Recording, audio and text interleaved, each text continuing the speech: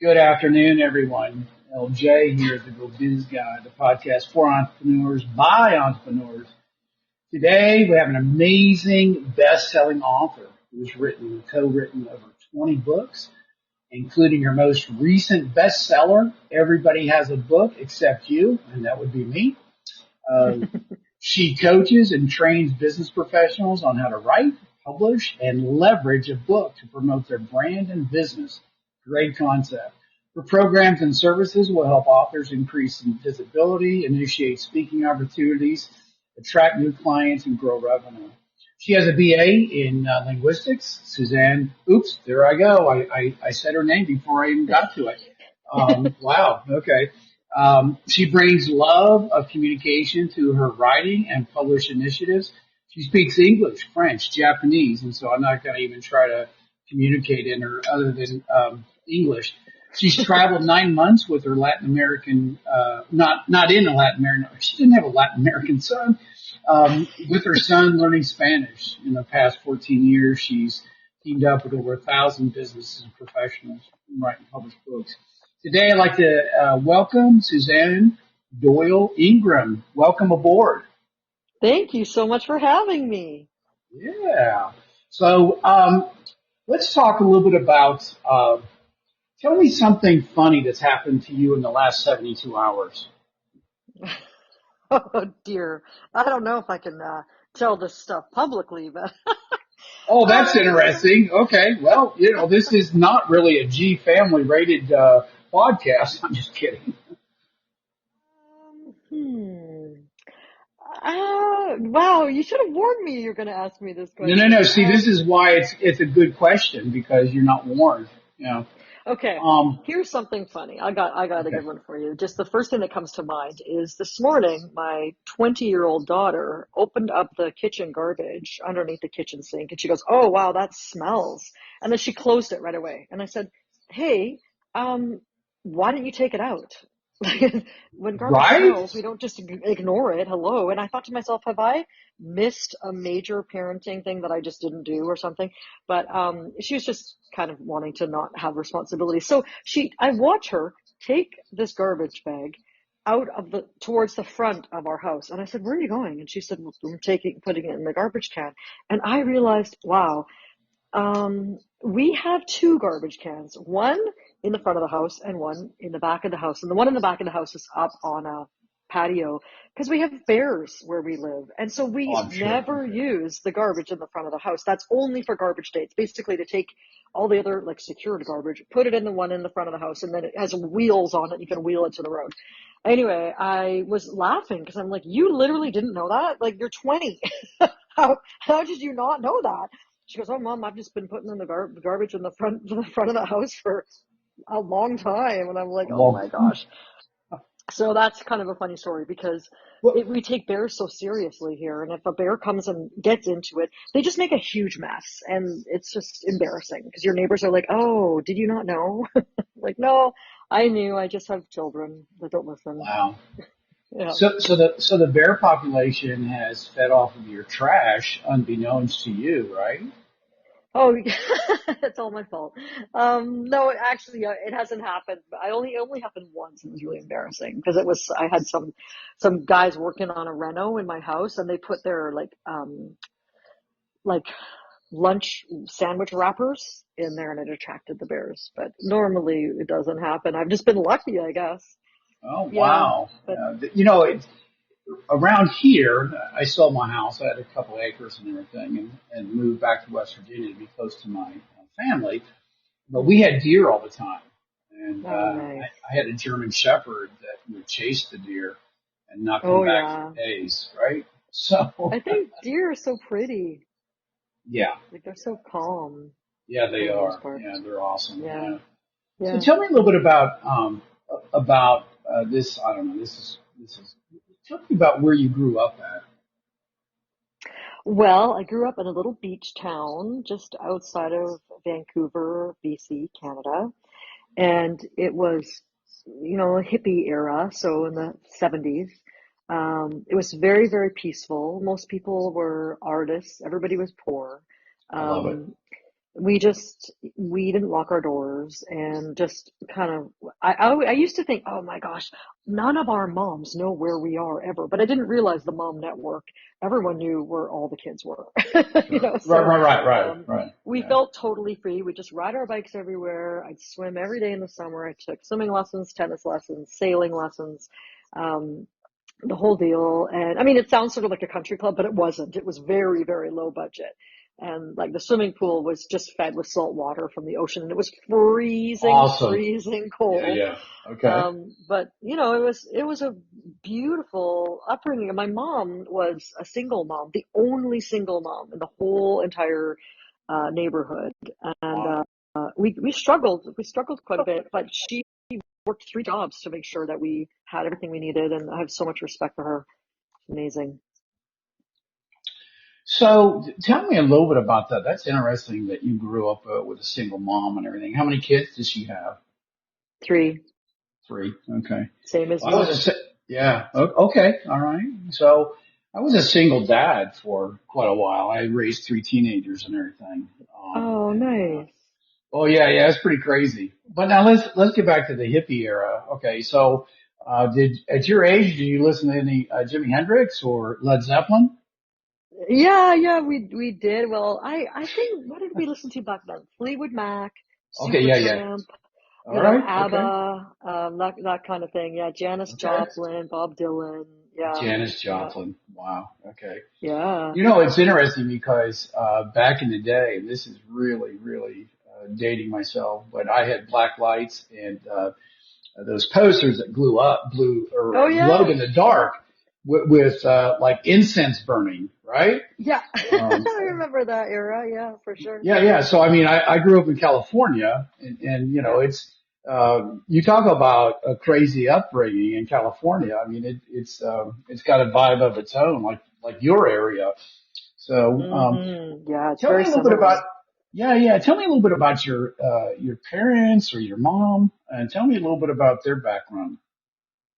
Well, so my mom and dad are both amazing people. My dad passed away about 15 years ago of lung cancer, Mm, I'm unfortunately. sorry. But Yeah, even after they divorced, it was great because my dad was around all the time. And cool. it wasn't like nowadays the kids move, back and forth from the mom's house to the dad's house. We just stayed with my mom, and my dad would come around. My dad had a boat named after me, and when he would come down to the beach sometimes and just like go beep beep on his horn on the I and my love it. friends, and I would swim out to the boat, and we'd hop on, and it was so exciting because he'd take us to the little marina store, and he'd let us get soda pop and one other thing. So I'd usually get a bag of chips and a Coca-Cola, and I was just like in heaven. I like won the lottery. It was so like awesome, and we would just hang out on his boat. So, anyways, I had a great relationship with both of them.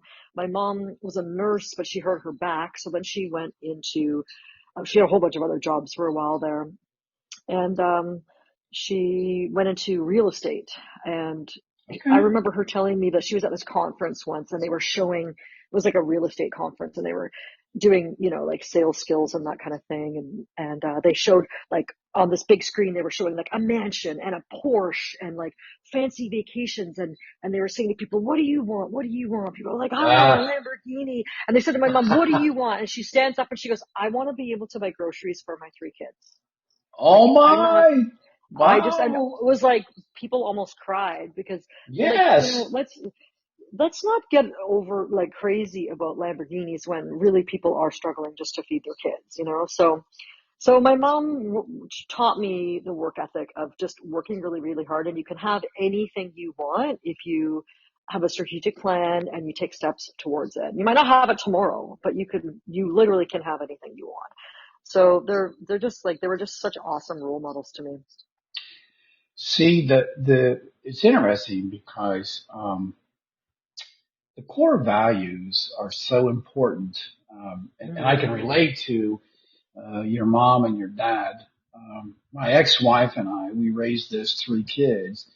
At the beginning, it was kind of tough, but because we had a cooperative nature about ourselves, the kids understood that. And yeah. to go through a divorce is hellacious. No divorce is a good thing.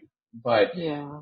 once you settle down and you're able to cooperate and instill core values with your kids, Yeah. is very, very good. Um, Hmm. I mean, all three of my kids, I mean, they're, one has a master's in biology, the other one, has one in communications, and the other one has one in Boilermakers. And that was a sidebar to that. Wow. Wow. Listen to Cool. this. Yeah, yeah, yeah. But anyway, so um, he went to a tech school and everything, and now he's making about $150,000 managing gas across the country for a gas company. Wow. My brother's a Boilermaker. Oh, really? Oh Yeah. Yeah. my It provides a gosh. very good income for his family, for sure. Yeah. Yeah. He's such a great guy. Yeah. Yeah. I mean, and so I don't know. I think when you get down to the core values, I think, what I have, I mean, I've got five grandkids. I just had a newborn I'm going to go up Nice. to see, Oh, this weekend and everything. And so when you nice. get, yeah, yeah. So when you get down to the bottom line here, about entrepreneurship, um, the core values that your mother and dad place on you as an individual. And you don't realize that until you become an adult. And Yeah. you're like, True. okay, what do I want to be when I grow up? And so there's a lot of things that are out there. I've had more failures than I've had successes in business. And Hmm. you ride the successes, and you talk about them and everything. But Hmm. so let's dive into how you started writing books and everything, and what motivated you to go down this road. I know your degree is in communications, etc. So share with me, why did you start writing books? Well, the reason I started writing books is because I had a different business that was failing. And so, uh, I used to have a And marketing agency you're and going out again, man. I can't hear you. I know you're going out too a little You bit. turn up You're the sounding volume or really far something. away. You get right I into the haven't thick moved of a it, and now muscle. I can't even hear you. Something going on with your microphone because it sounds like you're a little far away. Can you hear me? Yes, I can, but not the same quality as before. Did you move?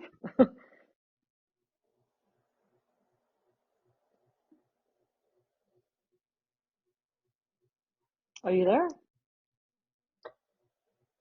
Oh, shoot.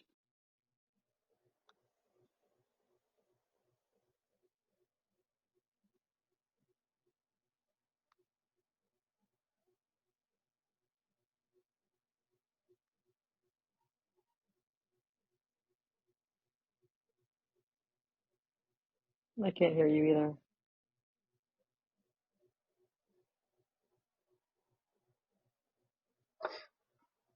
Oh, are you there?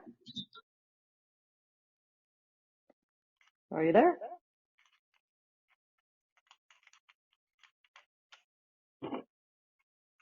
I can hear clicking sounds.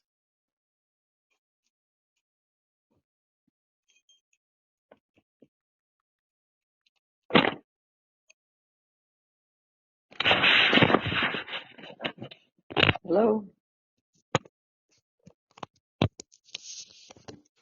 Hello? Okay, are we here? Can you hear me Yeah, I now? can hear you now. Yes, I can. Can you hear me? Okay. Yeah, you sound pretty light and everything. Oh, here we go. My bad. Talk to me some more. Can you hear me now? Can you hear me now? Yeah, yeah, Checking. yeah, yeah. Okay, folks, so we had some real live technical difficulties, and I'm not stopping this freaking thing. I'm going to keep Okay, good. motorboating. And so I've put in my professional headsets. I look like a radio disc jockey now. So Perfect. Well, um, nobody so can see let you let's anyway, so talk. it doesn't matter. Yeah, yeah, yeah. So let's go ahead and dive back into why did you start writing books? Okay, so I had a marketing company and I enjoyed that very much because I enjoy helping people grow their businesses and that sort of thing. But in 2008, even though I live in Canada, most of my clients were American. And 2008, the economy kind of crashed and And some of my biggest clients, I had like phone companies and Cirque du Soleil and, Dang.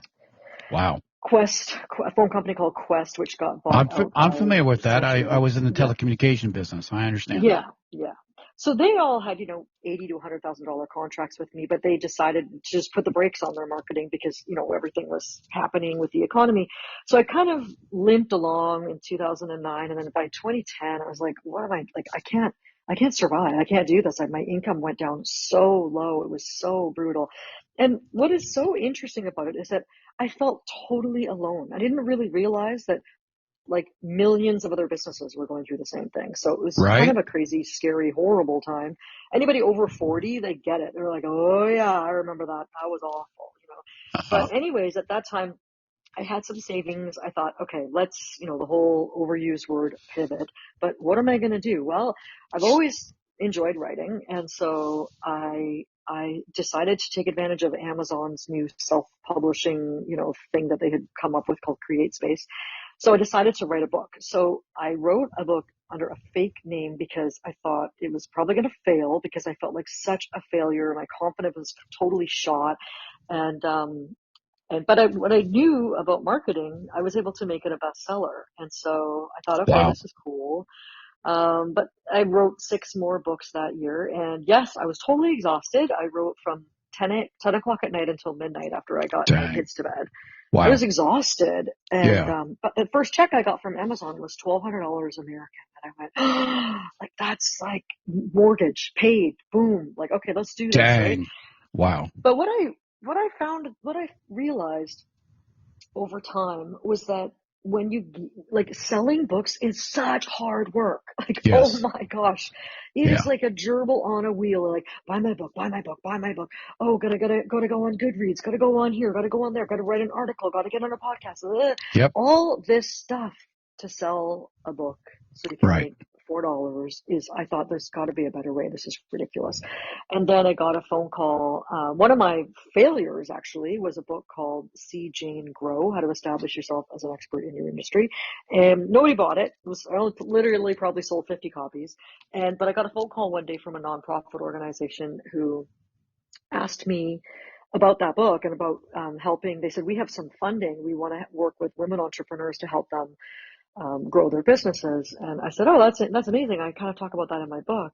And they said, well, yeah, we know. And I thought, well, how do you know? Because no one bought this book. I was like, okay, Right. whatever. Yeah. And they hired me for a 5-month contract. And I got a few more contracts after that for consulting and I say to people, I'm not a professional coach. I just know a thing or two about a thing or two. Right. And so I realized that at the end of that year, those contracts provided far more income than all book sales combined. Wow. And that's really when the light bulb went off for me and went, oh, okay, it's not about the book sales. Like everybody thinks it'd be so nice to just wake up in the morning and say, and you've sold 1,000 books, but it doesn't work that way. It's so much work to sell books unless you have a huge marketing budget, which most people I work with don't. Right. So, it's really a matter of, if you're a coach and you have a $3,000 package, why don't you use your book to get visibility to sell that package and make $3,000 rather than try to sell 1,000 books and make $3 each? It's way easier. I have a friend of mine that, I have several friends that have wrote books. And one, getting to your point, man, I'll tell you what, he's got a garage full of books. Oh no. Yeah. And my other guy used Amazon. Okay. Yeah. He doesn't have inventory. Okay. Yeah, exactly. And so, I just like, you have to have some help. And so, how did you start helping others write books? I mean, writing is not my forte, to be honest with you. I mean, I always got in trouble in English classes. And then when I went into college, I would pay people $20 to write my term papers. Okay. Because I'm not a good writer. I'm not a good writer. I have a lot of creativity, Yeah. and that's good. But, Yeah. so how did you start helping others? I mean, like you had these contracts come up and then all of a sudden you said, well, I'll help you write a book. Yeah. It was funny how it happened because my daughter used to take a theater class every Wednesday, and I would drive her over to that town where it was, and I would sit in a restaurant and work on my books. And so a couple of people saw me doing that, and one of them said one day, "What are you doing?" I said, "Oh, I'm just writing a book." And she just fell over. "What? You're writing a book?" I'm like, "Yeah, it's actually my seventh book. It's not that big Dang. of a deal." And she's like, "What do you mean it's not a big deal?" I'm like, "No, it's really, really not a big deal." And she said, "Well, how do you publish them?" I said, "Oh, I just upload it to Amazon and it's not a big deal." And she goes, "Oh, it is a big deal." So finally I said, "Oh, if I put on a workshop, would you come? Is that of interest to you?" Heck yes. So I was like, okay. So I put a little thing on Facebook, $99 for a full day workshop for me to Wow. teach you how to write a book and how to publish it, which is so funny when I think about it now. It was 14 years ago Oh, that wow. I did that. And I rented the church a little hall for, I think it was Okay. like $25 or something like that. It was like Yeah. basically free. And I made all the sandwiches. I had jugs of lemonade. Like it was super I low love it. budget, Yeah. and 20 people signed up. So I made Okay. $2,000 Right. for that one day. I was like, I stood in front of everyone and I went, I'm home. Like I love Yeah. this Okay. so much, You found so much. you found your Yeah. genre, didn't you? Yeah. Yeah, yeah. And then I realized that by the end of the day, they were all eyes glazed over, barely able to drive home because I had hit them with a fire hose of information. So, I mean, but that's what started. That's what I turned that into my expert author program online. I thought, if 20 people are going to come and show up in person, how many can I teach online? And I'm still teaching that program to this day. I know. I mean, And the thing is, I think it's important to have a guide because what I teach people, there's all the mindset stuff about how like you are worthy, you are enough, you are important, your ideas matter, you matter. That's a lot of what I do. But also, how are we going to organize these ideas? Let's look at who you're writing it for, why you're writing it, what does the reader need? And then I help them write an outline, a really, really good outline, because you cannot write a book without an outline. So I'm really like their Sherpa when it comes to this, okay. the whole writing the book thing. So holding their hand and helping them believe that they really can do it, but also like the sort of like the scientific part of like how to put it all together. Because most people they want to write a book, but they don't know how to start. And a lot of bad advice out there says, just sit down and write whatever comes to mind. That's actually terrible, terrible, terrible advice, because then your editor is going to cost you, I don't know, 10 or $20,000 to try to make this into a book, right? Rather than starting with a plan and mapping it all out how you want it to go. And getting back to what you said before about like, I'm not a good writer. You don't have to be a good writer because that's what editing is for. It's like Okay. when people come to me and they say, "Hey, can you publish my book? It's already been edited." I go, sure it has, because it has Yeah. to be Right. really professionally, really well edited before we'll publish it. Because my job is to make my clients look good.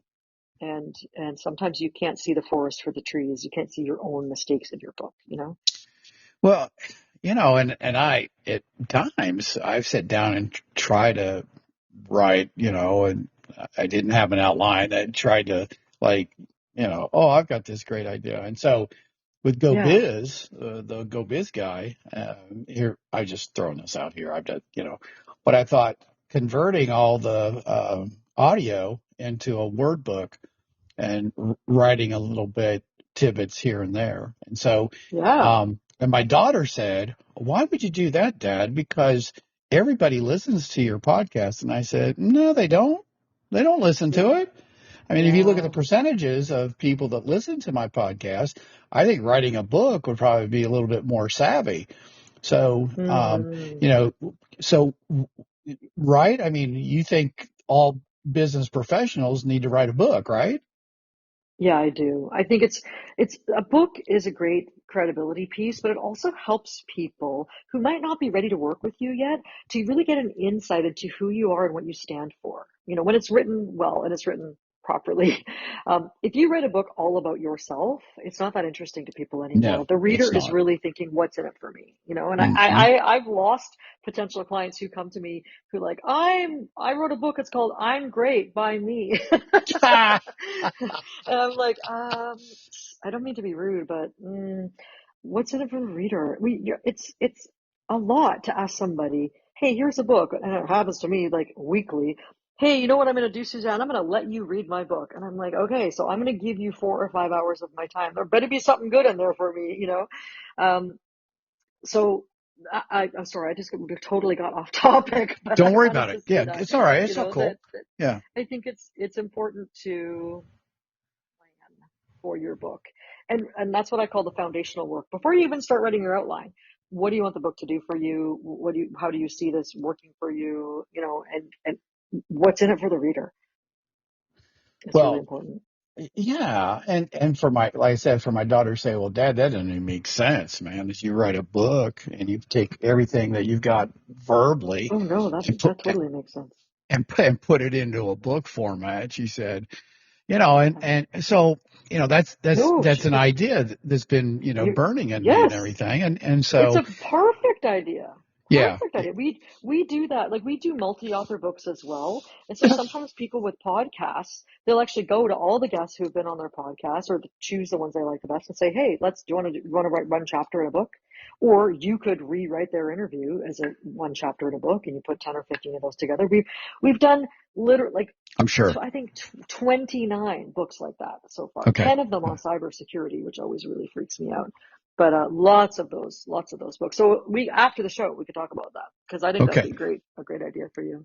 Because Yeah, sometimes yeah. people don't want to write a whole book, but they can get their head around writing one chapter. I'm working on write one right now, and I have authors from all over the U.S., Canada. There's one in Romania, one in Australia, Wow. and the book is Wow. called Elevate and Empower. And so they're all writing one chapter. It's not that difficult to write one chapter. It's No, pretty cool. because of my entrepreneur background and because of my business acumen that I've developed over a lot of years, being on board of directors, being in charge of nonprofits, being, part of a marketing group, part of doing a lot of things. If somebody says, well, do you have an MBA? Yeah, I've got an MBA and it's called experience. Okay. Yeah. And I think that, I mean, I went to college for 3 years, but ended up marrying a coal miner's daughter and raised Oh. three hillbillies in West Virginia. So, but the thing of it is I think that when people try, just like one of my friends, I hope he doesn't listen to this podcast. He's a tremendous dude. He writes a lot of scientific, or not scientific, but sci-fi books, and they're pretty scary. Okay. He's got a very demented mind, is what I tell him. So, but it's Yeah. all good. And so, and he brags about the publishing company, but for him to have thousands of books. And then he started making t-shirts, and then he started making sweatshirts, and then he started making baseball caps, and he's trying to give them away now. Okay. I don't think that, writing a book on your own, is very valuable. And I think that, one of the things that intrigued me about what you do is you're kind of like a whole service. And so, what's the biggest mistakes people make when they try to write a book on their own? Well, they don't have a plan. So they don't have a plan for what they want the book to do for them because I totally believe in setting an intention. And so let's say you're a coach and you want to get more speaking opportunities. If you know that's what you want this book to do for you is to get more speaking opportunities, then you're going to write it in a way that reflects that. So you're not going to go on and on Okay. about speaking opportunities, but you might weave that in. I call it planting seeds, right? You Right. just really have to be strategic. And once what I call pondering time. So once you start working on your outline, you need to walk away from it. You need to go back. You need to walk away from it. You need to go back. Your outline takes a while. It's not something you just scribble on a napkin on a bus ride. Like it Okay. takes a while because it's all part of your business. So you can really think, how does this fit in with my business? So I wouldn't be able to help somebody who's writing science fiction books. I just work with people who are in business, and I Right. want them to write a really good, high quality book. And one of the Hmm. things I teach people as well is to think about clients that you've worked with, that you've helped, that have had a result or a transformation as a result of working with you. Sure. And do you want more of them? Like, what do you want more of in your business? Now, I'll Right. give you an example of how this can go wrong. So this real estate agent came to us once and said, I want a full package, best, most expensive package you have. You guys are just going to write a book for me, and I don't want to lift a finger. I said, okay, great. You're definitely getting the most expensive package then. Yeah. So Right. anyway, at our first meeting, I said, okay, let me ask you a few questions. So, what do you want the theme of the book to be? She said, I want to write a book for first time home buyers. I said, perfect. Now tell me what you love about working with first time home buyers. And she said, oh, I actually hate working with first time home buyers. They take all my time. I have to drive all over town. I have to work evenings and weekends and blah, blah, blah. And I said, Uh, why on earth would you want to write a book for first time home buyers if that's not what you want? Because you got to be exactly. careful what you wish for. Right. She said, oh, I just thought it would be easy. Oh my gosh, no. I said, no. So then it turns out what she really wanted, like I really work with our clients to figure out what is the why behind the why behind the why. Okay. What she really wanted was more listings. So, okay, great. Let's write a book that focuses on how you are an expert at selling homes. You know, you sell them fast, you sell them for top dollar, you take care of people. And so we interspersed all these stories throughout the book of, how she does it. And, and then she just gives these books out at listing presentations now and seals the deal. People say, okay, you're the one for us. They can't, Wow. oh, holy moly, I can't believe you have a book. It's so amazing. Wow. So Okay. yeah, so we really work with people at the beginning. Okay, what do you want? What do you want more of? If someone says I don't really have a business, then I can't help you because I really I because they really are going to change their mind. They're going to go down one path and change their mind, and go down another path and change their mind. And maybe I'll sell Amway. Oh, I'm going to try to sell cars, or I'm going to crochet some bags, or So I can't. Wow. I really, really would be better to work with people who, or pick one thing and just stick to it. Just stick to it. Yeah. So yeah, Yeah.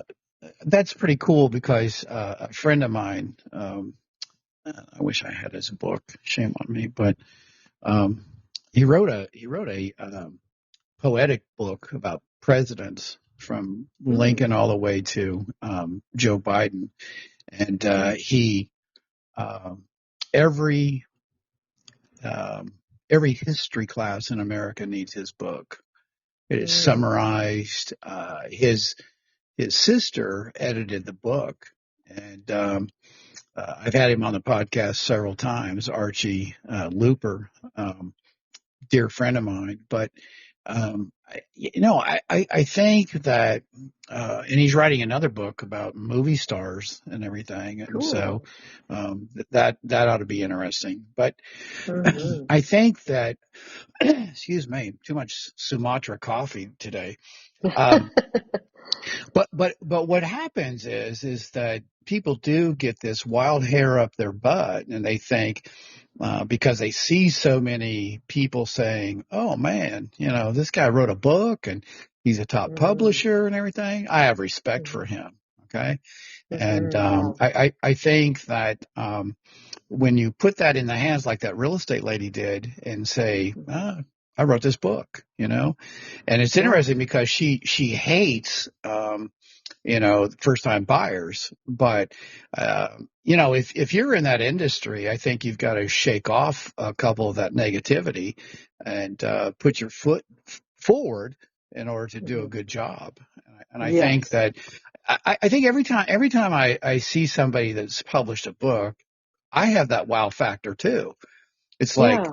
oh my gosh, you wrote a freaking book? You know, Yeah. Yeah. why does it have that stereotype? I think because people who have never written a book think of it as such a daunting task. And people who have written books, who are published authors, are perceived as someone who works hard. someone who doesn't give up, someone who is an expert in some sort of capacity, and just that they're sort of like kind of a level up of the person who doesn't have a book. And here am I going, it's really not that big of a deal, like I always say to my clients okay, so we're going to launch your book for you. Chances are we're going to make it a bestseller, but just so you know, you still have to empty the dishwasher. Like, yeah, right. Your life's not going to change that much. And I joke to my kids all the time. Like I always like kind of do this over exaggerated gesture in the middle of the kitchen. Like, I can't believe I still have to cook dinner, even though I'm a best-selling author. And they just roll their eyes like, oh, Mom, get over yourself, Uh-huh. Yeah. But one thing I was going to mention too about the whole, like, having a book can also, as I mentioned, opened other doors like speaking engagements, but there's other things too. So getting back to the thing you said about the person that had a whole bunch of books in his garage, I hope any reader, any listener listening right now picks up on this. You do not have to order 1,000 books. If your so-called publishing company is telling you you're going to order 1,000 books, it's only going to cost $10,000. They're $10 each, and you're going to sell them for 20. You're going to make 10 grand. No. That is not a publishing company. That is a printing company. A 10-4 on that. Things. You're exactly right. So, yeah. Do not order 1,000 books ever. First of all, it's bad for the environment. You don't need to do that. Just order 10 or 20 at a time. Like, just order, there's the hippie in me coming out. Just order 10 or 20 at a time. And the beautiful thing about publishing now is if you want to make a change to your book, you can make a change to your book. You can add a bonus chapter. You can revise it or whatever. You upload it to Amazon again. Within 24 to 48 hours, the new version is live. The old version ceases to exist. So it's pretty cool.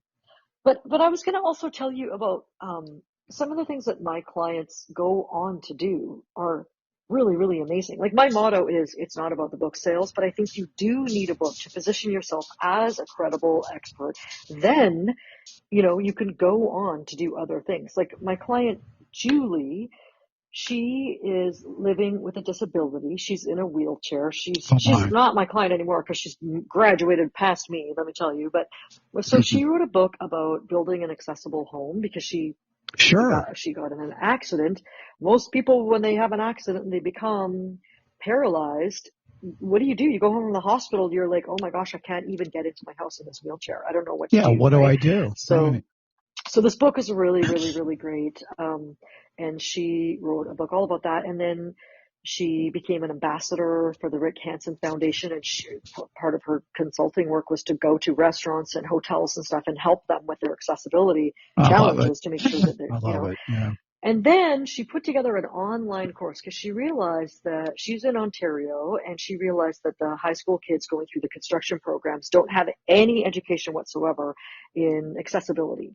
So she put together an online course with, 10 different modules, whatever. And so this is what you need to look for if you're graduating from this course and you're going to go working in commercial construction or residential construction. You need to think about these things. Putting a grab bar in a bathroom, you don't just put it wherever you feel like putting it. You have to check with the person who's literally in a wheelchair where they need it to be on the wall, all that kind of stuff. So then she sold this program. She licenses it to high schools for $1,000 for 1 year. Wow. And let me just tell you, one day she sold 20 of them in one day. Like, she's doing great. She's kicking it. Yeah. Like, totally, right? And but the thing is, if she had stayed small and scared and thought, how can I sell one book today? She would never be where she is now. Right? She had big, huge dreams and goals and went after them. She's, of all the clients I've ever had, she's one of the highest, hardest workers. Okay, what do I need to do, Suzanne? Okay, I'm going to do this. Okay, what do I need to do now? I need to do this. And most people literally say to me, can you just help me sell books? I'm like, no, why? So your friend that made the t-shirts and the sweatshirts and the hats and everything, like, good for him. That is awesome. But then you have to have a plan for bulk sales, So if there is a book that should be in every single hospital in America, get on the phone. Call them. If you Right. don't ask, the answer is always going to be no. I love So it. think to yourself, how can I sell 500 books to this organization? Not one book to Auntie Sally in Nebraska. Like think big. Think No. big. One of the things that impressed me is that you guys are kind of a holistic publisher, if you will. I mean, you help with websites, you help with designs, you help with the goals and objectives and everything. And Yeah. when I've talked to people that have written books, my friend Archie Looper, he's a professional trainer for different organizations, and he trains all over. He's trained the FBI, et cetera, et cetera. So he's got some acumens that a lot of people don't in terms of writing a book. And so you got to know a little bit about, some of the most important things about writing a book. And you mentioned an outline. So where do you go from an outline? What happens after that? Well, so after you have your outline, then you keep working on your outline. So drill down. So for example, let's say you're writing a book about, I don't know, how to do a backyard renovation. This is I just looked out the window. And so chapter 1 is, what are you going to do about plants? And chapter 2 is about fencing or whatever, for example, right? So when you're writing your outline, you don't just write down plants. You don't write it like, I'm going to talk about plants in this section, and then I'm going to talk about, colors in this section. So your outline needs to be very, very detailed, not just so that it's called, I call it like a mental load. You do all of the hard work when you're writing the outline. So you do all the research, you put in the stories, you put in all the stuff. So like, let's say you don't just say, okay, here I'm going to talk about 10 different types of plants. You literally write down what are those 10 different types of plants, so that it's so detailed, you're sick of it by the time you're finished. And when you're sitting down to write, you don't have to think about what you're going to write about that day. You're like, hey, I'm working on this part right here. Flows out of you. Everything you need is already inside your head, because people that we work with, they're writing about their subject matter that they talk about every day with their clients. They live it, breathe it, eat it. It's their thing, whether it's real estate or chiropractor or cybersecurity, whatever it is. They already know it. People never come to us and say, I want to write a book about horseback riding, and I've never even been near a horse in my life. We don't. So your outline is literally could be 10 or 15 pages long, or sometimes we help people do it like an Excel spreadsheet or whatever. So then when you write, then all you need to do is be disciplined. You have to say no to people. When people say, oh, you want to come over for a cup of coffee? No, I'm working on my book. Okay. Oh, can you help me? Can you help me? Can you babysit my kids? Nope. No is a complete sentence. No, because most people don't put themselves first. And if you find yourself thinking, I really want to work on my book, but I don't have time, replace the expression, I don't have time, with, I'm not making it a priority. So and that's the truth. Yeah. So about how long, I guess it depends on the person and the objective, but how long about does it take a person to actually put it into print? Oh, do you mean doing the typesetting, or do you mean to? No, I'm just talking about, okay, maybe I should clarify this. Okay. So we do an outline, and we have step A, B, C, D, and now we're ready to go to print. And now I'm going to sell my freaking book. Okay. How long? What's the time frames? Well, I know from my experience with my company, if someone gives us their manuscript and it's totally, completely edited, completely done, it's a Microsoft Word document or a Google Doc, and it's all done, we take 2 to 3 months. And during that time, we do the cover design, and we do the interior typesetting. We make it into a paperback and a Kindle, and sometimes a hardcover. And then upload it to Amazon. We order them a proof copy so they can hold it, jump up and down, cry, freak out, be excited. Sometimes at that point, they're like, oh, I noticed something on page 17. We need to change this. And then we change it. We do it again. We order another. And then that's usually 2 to 3 month time frame. Okay. And we launch it. And then the hard work begins. And what is the hard work?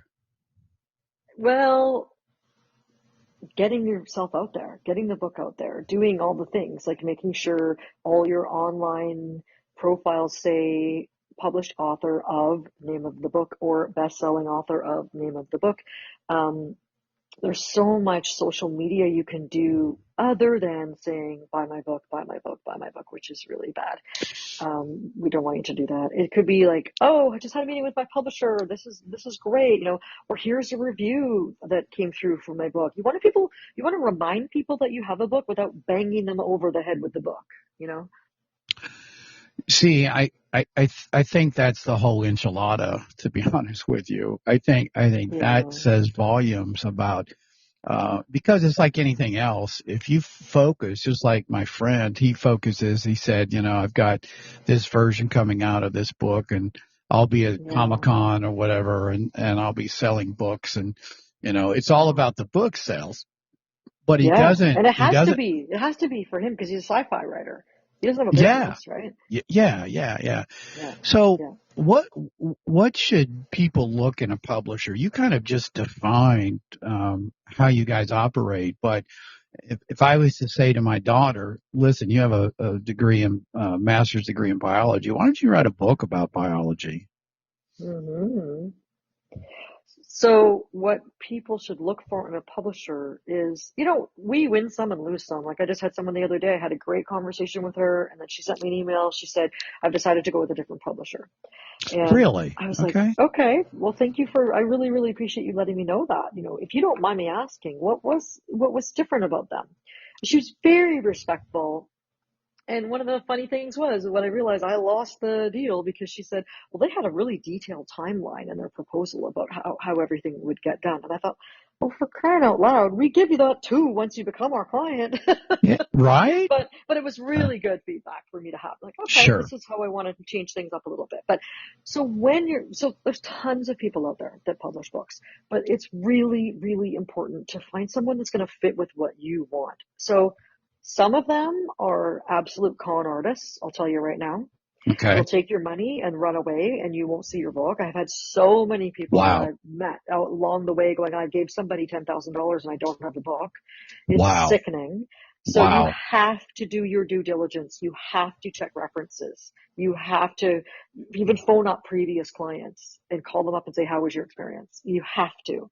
You also have to make sure that you own 100% rights to your book and that you will get all the royalties. Because that's what we do. We basically set up an account on the back end of Amazon under our client's name, but it's published by Prominence Publishing. But every time they sell a book, they get the money. It doesn't go through my company. So it's so sad to me, people who take years to write a book and then they basically give it all away because these people blow smoke up there, where. Right. Them this BS about, oh, you're going to make $1 million. Oh yeah. And it's like not true. I think I've probably lost clients over the years because I'm very transparent. Like that's not going to happen. That's not going to happen. Oprah Winfrey is not calling you. I'm very sorry. It's not happening.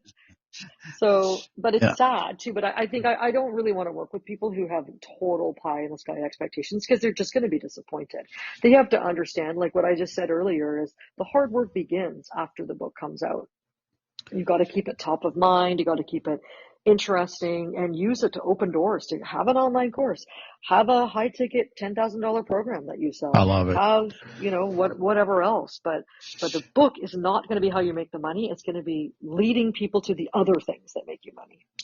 It's interesting. I do martial arts and I've been doing it for quite some time. I'm getting ready to prepare for my 3rd degree black belt. And wow. Which martial art is it? Chuck Norris's system. And cool. Yeah. My instructor is personal friends with Chuck Norris, and I've met him and made him laugh over some things. Anyway, and on his 70th birthday, I took him some coffee. I had a coffee business, and he loves coffee. He and his wife, and I'm still waiting for that endorsement. From him. You better ask again. The fortune's in the follow-up. No, right? But I did. I asked and I never got anything back. So, but here, let me make an analysis because when somebody goes through martial arts, and they start as a white belt, and they start notching different belt levels. Sometimes you hit like a brown belt and you think, well, I'm going to get that black belt. And so it all becomes really impressive to notch out, the next belt level, the purple, the, whatever color and everything. And then you get to your so-called black belt, your first one. And then it starts getting very difficult because you get a black stripe on your red belt, and then you have to bust your butt, okay, to get your black belt. I failed my first black belt test, and so it's all good because I failed, and then I retook it and I passed. So in martial arts, becoming a black belt is just the beginning of understanding martial arts. Okay. So you have to progress. And a lot of people, when they think they get a black belt, all of a sudden they've reached the ultimate in martial arts. So they're finished. So one of the things that when Chuck Norris met me and everything, it was pretty funny. I've got pictures to prove that I did talk to him and made him laugh. But one of the things he told me, he said, listen, next time I see you, I want to see another star on your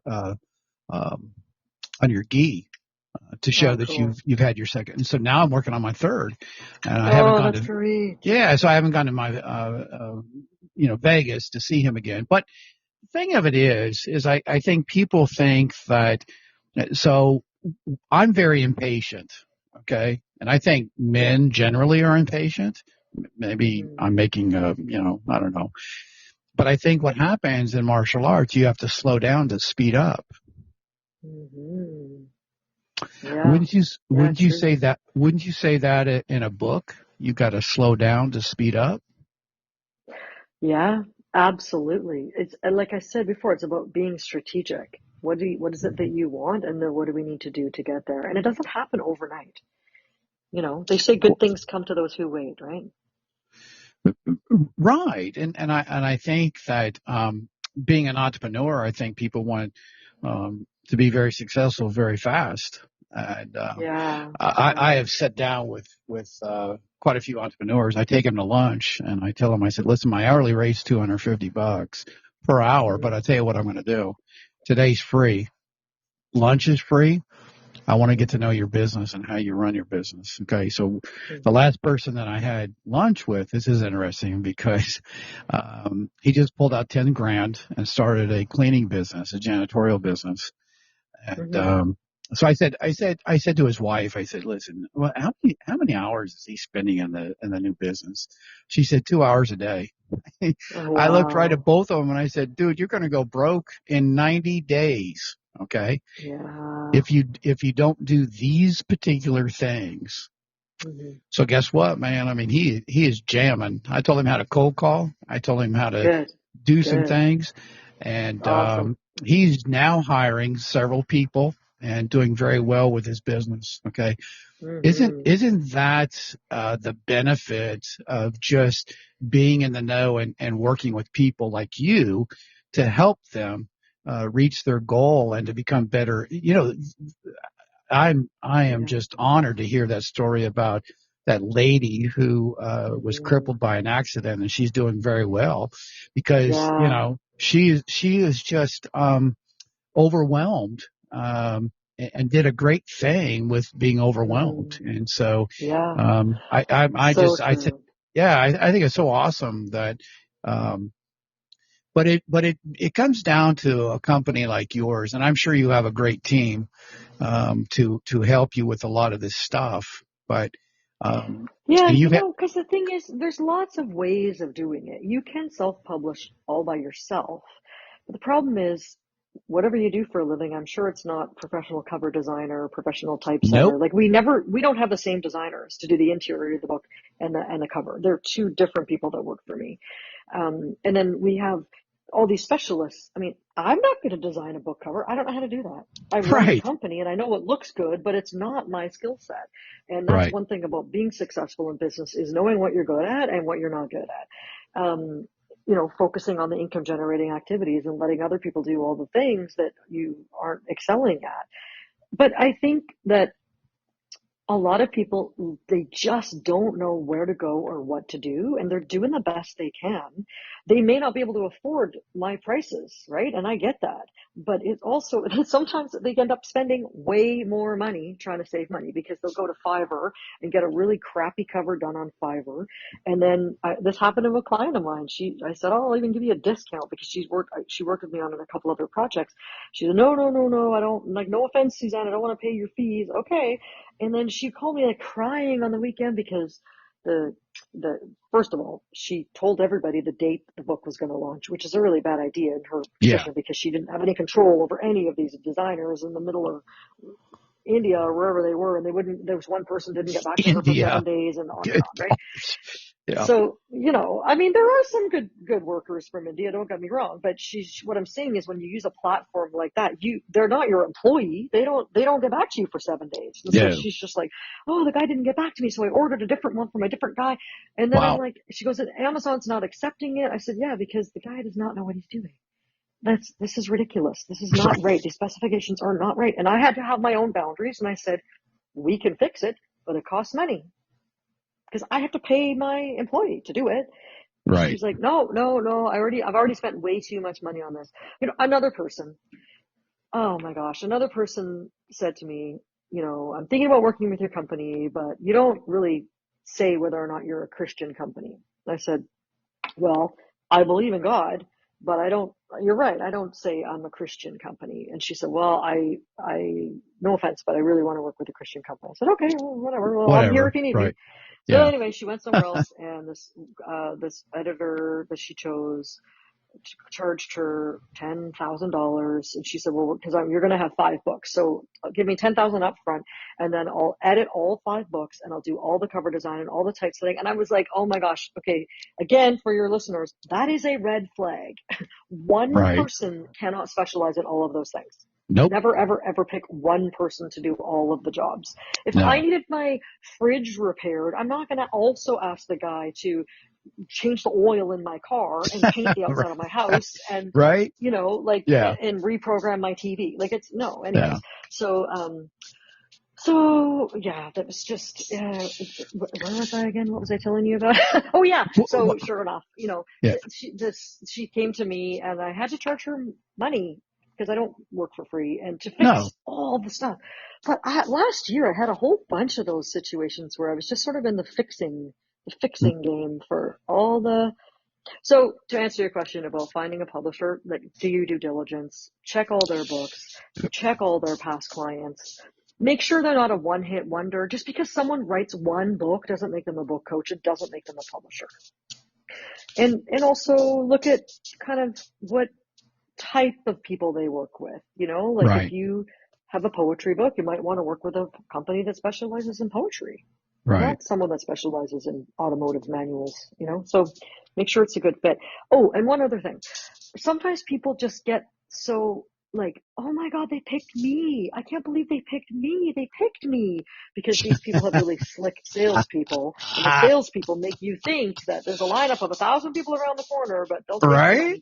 So you are the boss. You are the owner of this book, and you get to choose. You get to shop around, and you get to choose. Right. So I just want to be able to protect people. No. And I get that. Suzanne, listen, a couple minutes and tell our listeners how they can get in touch with you, and share some information about your company, your website, etc. Thank you. Yeah, my website is prominencepublishing.com. It's PROMINENCE, so prominencepublishing.com. And luckily, I have a very unique name, Suzanne Doyle Ingram, and I'm the only one out there. So if you want to connect with me on LinkedIn, I'd be happy to connect on LinkedIn. If I had to actually take off the contact us thing on my website recently, because I got 1,000 spammy things every day. But Right, LinkedIn's a right, really right. good way. We also have a free training at prominencepublishing.com/free for writing. And I'm pretty soon I'm coming out with basically like a fill in the blank outline template. It's going to be Cool. really, really cool. We're just putting the finishing touches on it right now. So Oh, lots awesome. going on. Awesome. Well, listen, you've been a blessing and great information. I think people need to look at all alternatives in terms of what they want to be when they grow up, and publishing a book is definitely part of them growing up in the entrepreneur world. And so I really, really, really appreciate you sharing the insights about how to start writing a book, helping people, helping businesses, and being holistic in your approach. So I Thank appreciate that. you. And thank you so much for being on the podcast today. And Thank you. you have a fantastic weekend. Thank you so much. I've just had such a great time chatting with you. I could talk for hours with you. You make it Oh, so fun, and it's well, been amazing. We'll have well, to reconnect. yeah, let's do that because I do enjoy chatting and everything. Hmm. Next week, I think I'm going to have this guy that is in the energy business, and he takes coal ash and makes it into electricity. And he's going to talk about the Wow. EPA and the Cool. things that Joe Biden has been negligent on. And so, Oh, wow. but well, listen, take care, and we'll Thank be in you. touch soon. Thank you so much. Bye. Sounds good. Thank you too. Bye.